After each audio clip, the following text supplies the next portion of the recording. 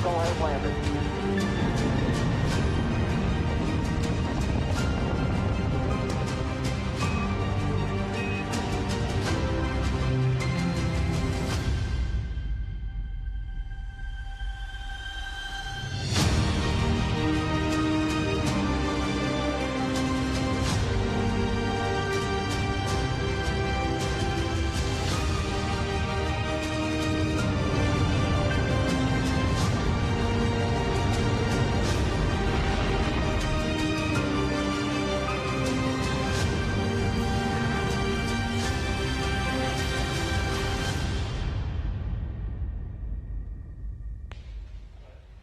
Good afternoon. I'm NASA Shaniqua Vereen, and we are live inside the White Flight Control Room at the Johnson Space Center here in Houston, Texas. We are bringing you live coverage today of the distant retrograde orbit departure burn. This is a quick burn expected to fire for 1 minute and 45 seconds, beginning at 3:53 and 50 seconds p.m. Central Time, 4:53 p.m., 45 seconds Eastern Time. The distant retrograde orbit is an elliptical orbit or oval shape around the moon. This orbit is unique to Artemis I, testing out its various systems, and will not be used on future Artemis missions. Later, we'll have NASA's Dan Hewitt back at the moon board to explain a little bit more about the distant retrograde burn and how it affects leaving the distant retrograde orbit. And NASA's Robin Elgart is here later today to talk to us about the deep space radiation environment and what she is doing to help further our knowledge on space beyond lower Earth orbit. We'll catch up with them a little bit later, but for now, here are some shots inside the Artemis Mission Control Room.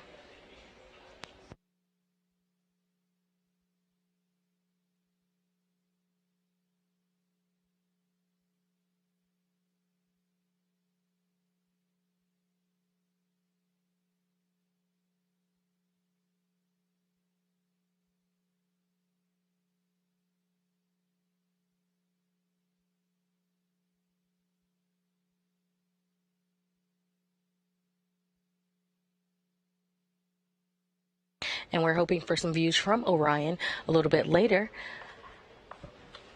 Currently, you're seeing the arrow tracker used to track Orion.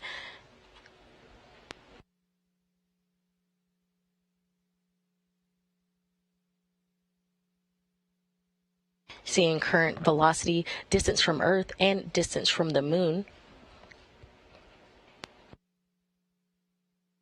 Following a successful launch on Wednesday, November 16th, NASA's uncrewed Orion spacecraft is ready for its distant retrograde orbit departure burn today on day 16 of its 25 and a half day mission beyond the lunar surface.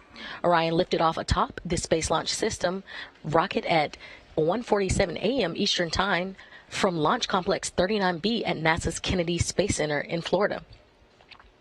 The distant retrograde departure burn prepares Orion for a second lunar flyby, or that RPF, the return powered flyby, and Earth insertion burn, and finally preparation for a re-entry and splashdown planned for December 11th.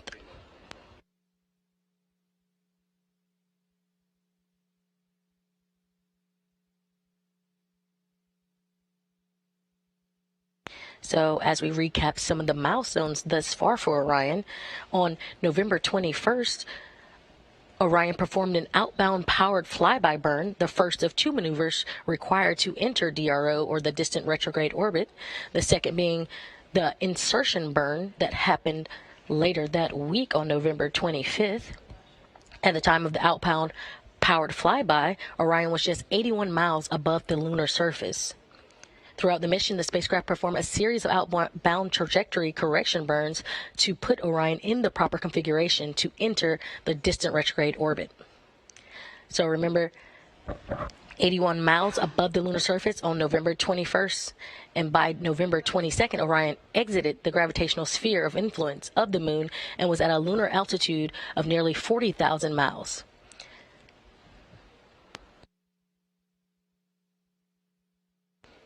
Orion surpassed the distance record for a mission with a spacecraft designed to carry humans to deep space and back to Earth at 7:42 a.m. Saturday, November 26. That record was set during the Apollo 13 mission at 248,065 655 miles from our home planet. On November 28th, flight day 13 for Orion,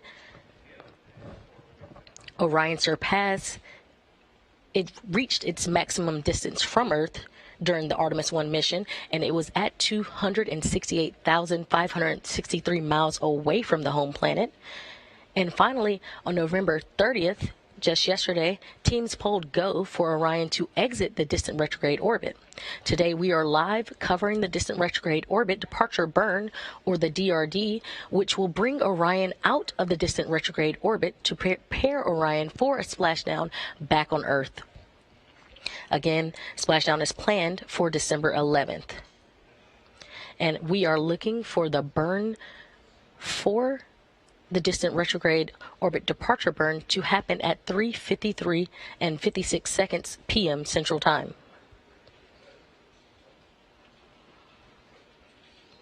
Again, let's get a little insight from NASA's Dan Hewitt at the moon board.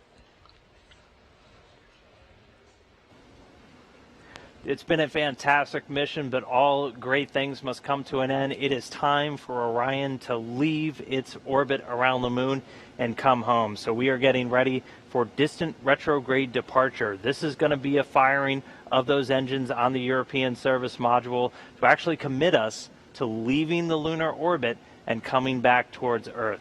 So we're again going to be using that large main engine to start to swing us back in close so we can do essentially a slingshot around the moon. We'll be dipping in again for another powered flyby, this one called the return powered flyby, which is really going to kind of fine-tune our path back towards the atmosphere.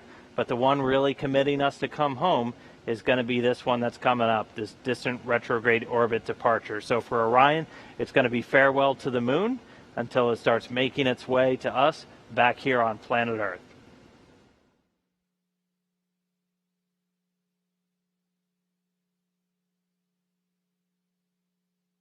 Back inside the Artemis Mission Control Room, or the White Flight Control Room here at Johnson Space Center, we see the control room, and we have lead flight director for Artemis I mission, Rick LeBrode, and his team monitoring and preparing for this upcoming distant retrograde orbit departure burn. Here with me now, I have a special guest today on console. This is Robin Elgart, space radiation element scientist. She will discuss the deep space radiation environment and what we are learning on missions like Artemis I. Hi, Robin. Thank you for joining me today. Thanks so much, Shaniqua. I'm happy to be here. And can you tell everyone what a space radiation element scientist is? Of course. So, as a space radiation element scientist for the Human Research Program at NASA, I am responsible, along with my excellent team, for developing and executing a robust research strategy to understand, characterize, and hopefully mitigate the health impacts to humans from the space radiation environment. And so when we talk about space radiation, why does NASA care? Well, turns out space is a radiation environment, and so our astronauts are actually radiation workers. And so that means that we know that radiation is a health hazard for them, and we need to do our best to characterize that and mitigate that. And so this radiation comes from 3 different places in our universe. First, we have our galactic cosmic rays. Galactic cosmic rays are theorized to be the result of stellar explosions, where things like supernova are accelerating particles throughout the universe. Right? And so you can imagine how fast these particles are going. And then we have trapped radiation. Trapped radiation is actually a consequence of our Earth having a beautiful magnetic field, and it protects us from all sorts of things, but it also traps some of that radiation that's zipping around out in our solar system inside these belts, which are called the Van Allen belts. So those are these sort of donut-shaped rings around our planet. And then thirdly, and probably the most well-known, are solar particle events. And these are when the sun sort of belches out some extra solar particles and out into our solar system. Okay, and you mentioned solar particles. Can you explain a little bit of what those are and how they could affect the Artemis missions to come? Absolutely. So the sun is a giant rotating ball of magnetized plasma, which is sort of mind-blowing when you think about it. And it creates an incredibly complex magnetic field throughout our solar system and also on what we think of as the surface of the sun. And those some localized areas of the sun those magnetic fields in those localized areas can get really tangled up and entangled with each other. And that creates something that we all know of called sunspots. And you can actually see these with the appropriate kind of telescope from down here on Earth. These sunspots can create sort of active regions where the local magnetic fields are really entangled.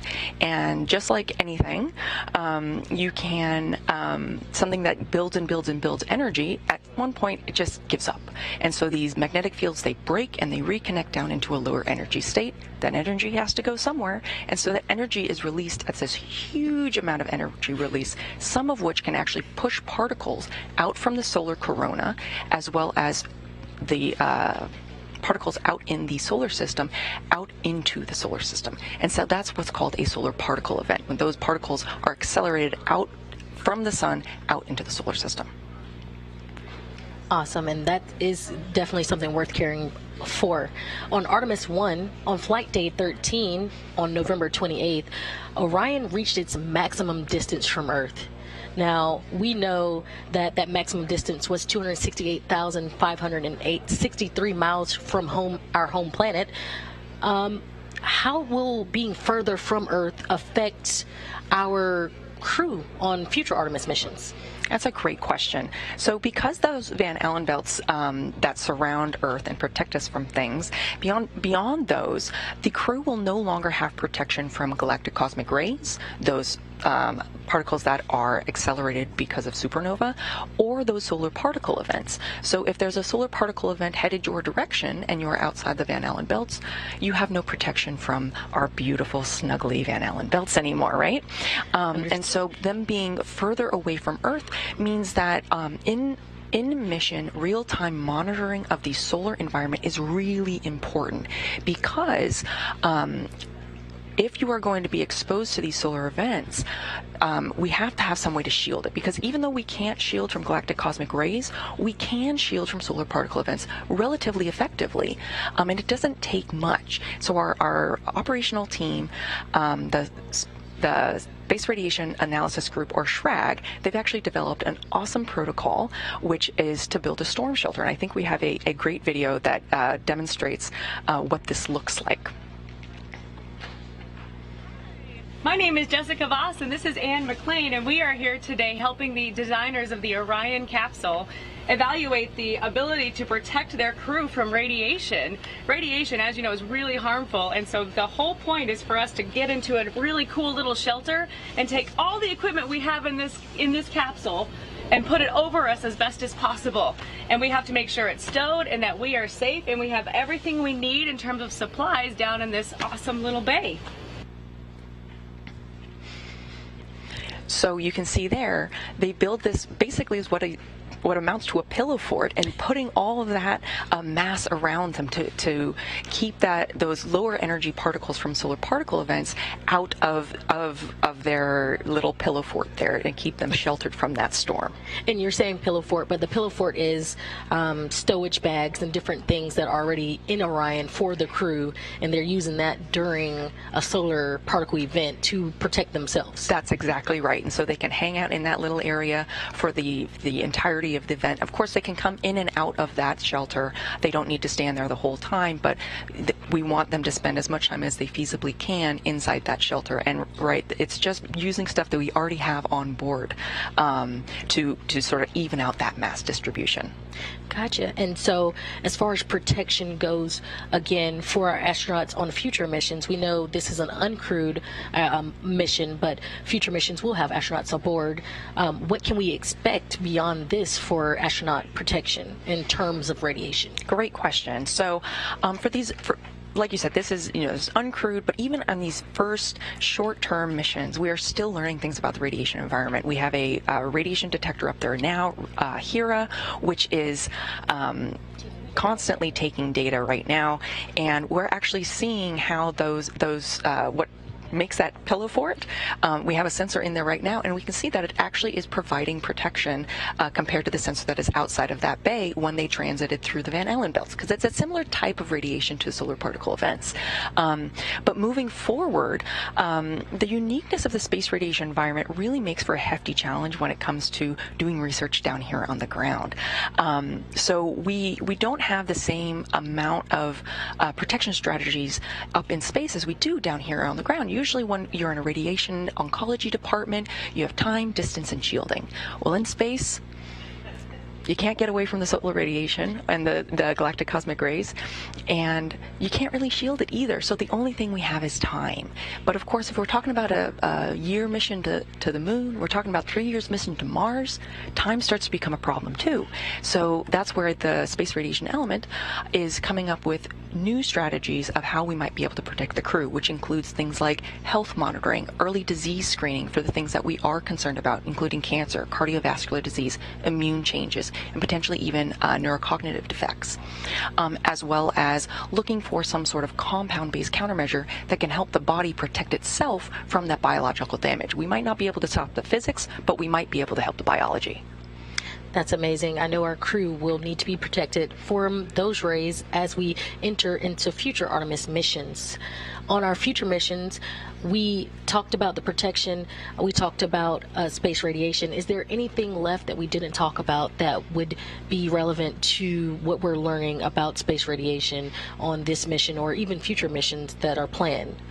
On this mission in particular, I really just want to give a huge shout out to our operational team, the Space Radiation Analysis Group, because they have worked so hard on getting their detectors up to speed, and they're really starting to see their models play out. You know, they saw when Orion went behind the moon and came back out, and we finally got that signal again. Sure enough, there was a 30% drop because of the moon itself providing shielding to the capsule. And so just a really huge shout out to that team, because they have done an amazing work. They're working 24-hour console to support this mission, and they really deserve mad props. Thank you very much, and thank you, Robin, for coming and joining us here today, telling us a little bit about the deep space radiation environment and why it's important to the Artemis missions overall. Thank you so much, Shaniqua. Happy to be here. Thank you.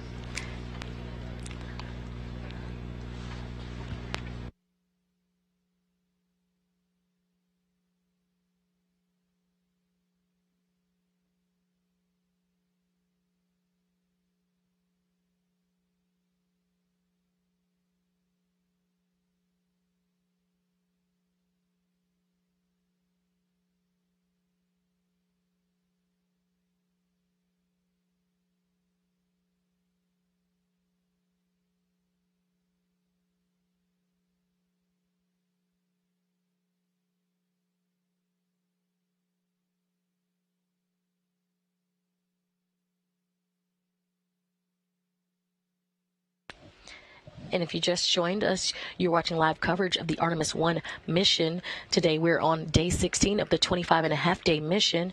We are currently awaiting the DRD, or the distant retrograde departure burn. And we're looking for that burn to happen at 3:53 and 56 seconds p.m. Central Time, 4:53 and 56 seconds p.m. Eastern Time.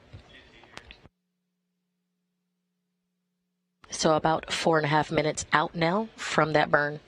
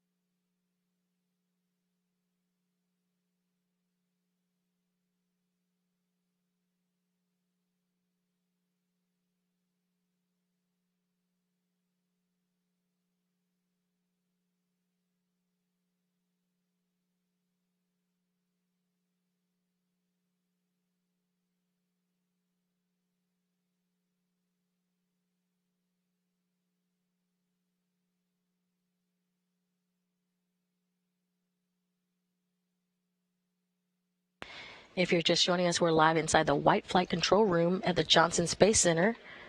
We are awaiting the departure burn. That's the distant retrograde orbit departure burn for Orion. You're currently seeing live views from Orion spacecraft as it prepares for just a minute and a half from now to do that burn.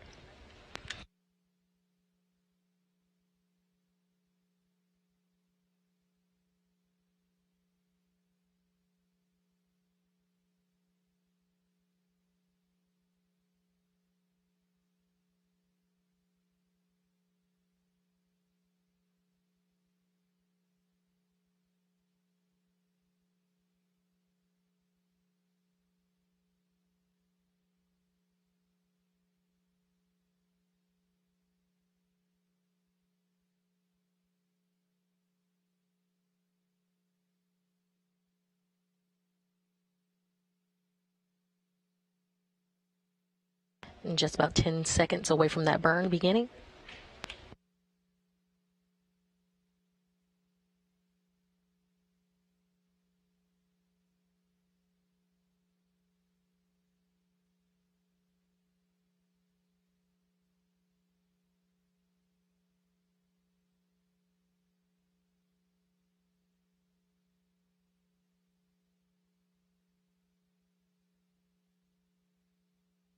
The burn has begun.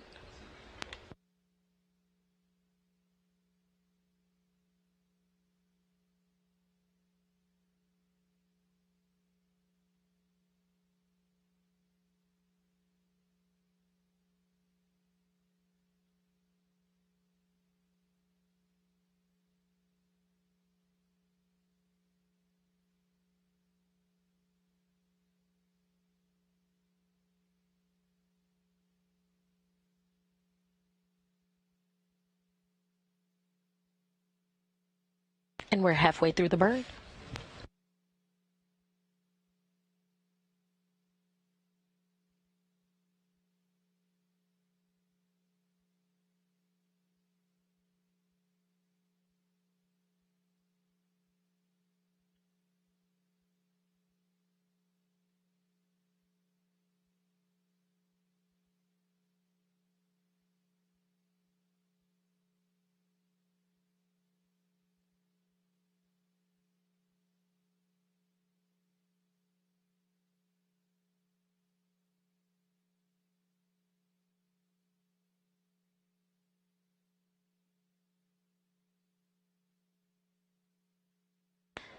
And we currently see a little Earth behind / beside one of the Orion solar arrays coming into view and out of view as this burn continues.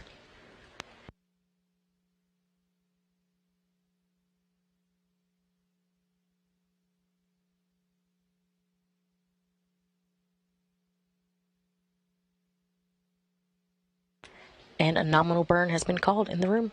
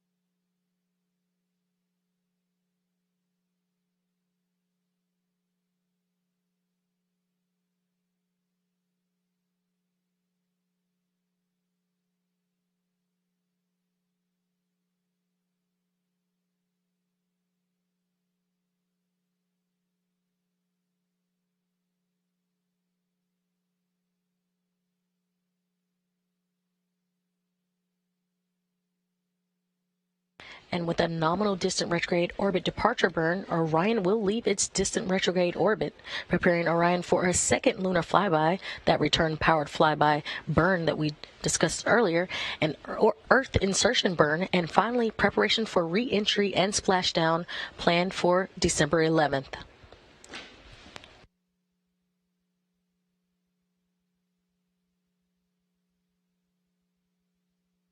Again, Orion has had a nominal 1 minute and 45-second distant retrograde orbit departure burn. And with that, we'll wrap coverage for today. But we'll be covering the RPF, or the Return Power Flyby burn, live on air on Monday, December 5th. Again, that will be aired at 8:30 a.m. Central Time, 9:30 a.m. Eastern Time. And again, that is on December the 5th. Before we air that December 5th Return Power Flyby for Orion, be sure to check out live coverage of the U.S. EVA on December the 3rd. Showtime beginning at 5 a.m. Central Time, 6 a.m. Eastern Time.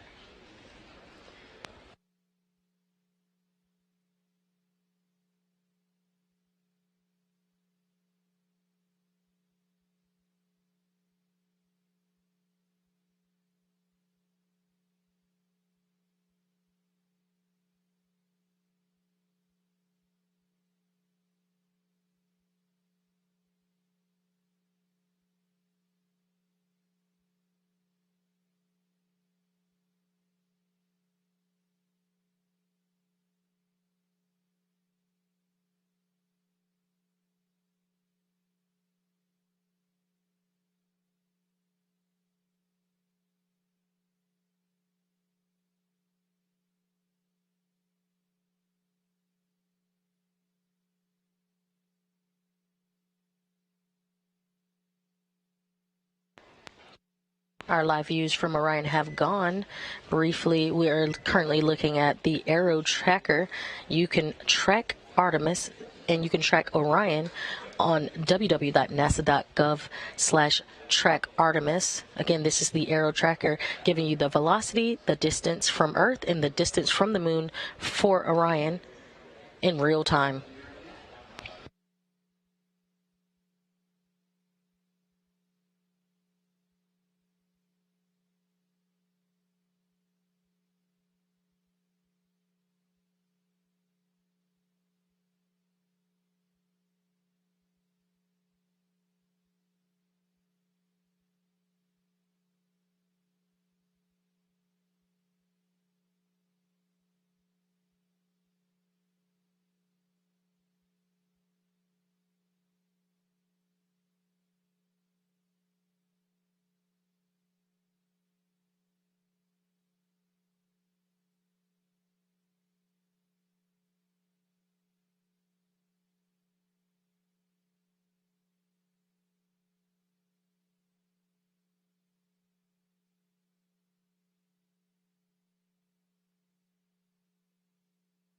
Again, we had a nominal distant retrograde orbit departure burn. Orion will leave its distant retrograde orbit, preparing Orion for a second lunar flyby, an Earth insertion burn, and finally preparation for re-entry and splashdown planned for December 11th. That'll end our coverage there. However, we'll be covering the RPF burn live on air on Monday, December 5th, beginning at 8 a.m. Central Time, 9 a.m. Eastern Time. And before that burn coverage, we also have live on air Saturday, December 3rd, the U.S. Spacewalk 82, and that will start at 5 a.m. Central Time, 6 a.m. Eastern Time. And be sure to follow along with our daily blog posts as Orion continues its journey to the Moon and beyond and prepares for its trip back home. Follow the blogs at blogs.nasa.gov/Artemis. Again, thank you for joining us, and that'll wrap coverage for today. This is Mission Control, Houston.